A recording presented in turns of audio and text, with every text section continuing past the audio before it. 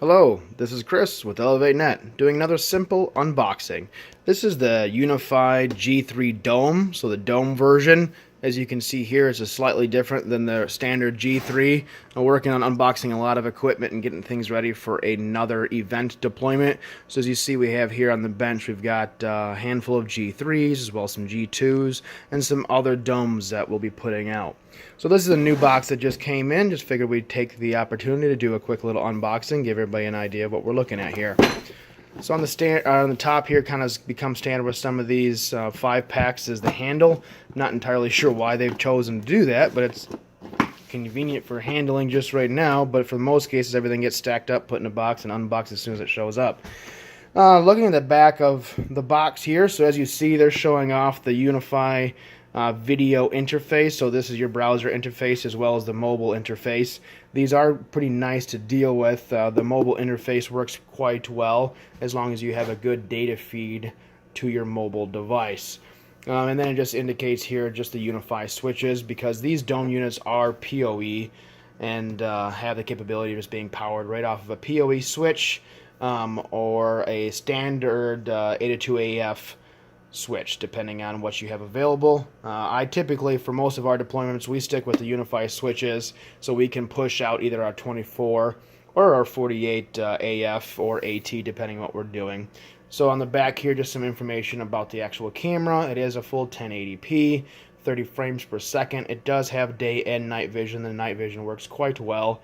It is limited as far as distance, but you can put IR floods out there if you like to extend your night vision capability.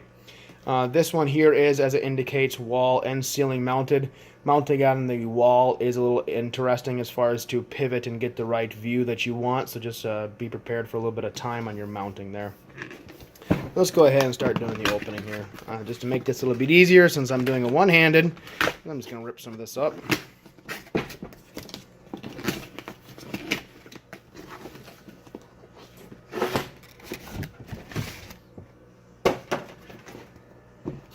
Okay, again, so here's our handle situation, and then this just kind of opens up.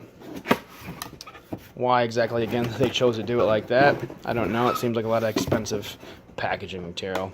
So here we are with the inside of the G3 Dome. So as you see here, this is a 5-pack. They're all 5 mounted in here, pretty nice. On the outside here, we do have some of the additional lenses, or covers, if you will. And the camera itself, when you pull it out, they do have this little plastic cover over it, so that stays nice while it's in the packaging. There's no scrapes on the actual plastic. If you do end up with issues on this plastic, that's the point of having the additional plastic domes that come with it.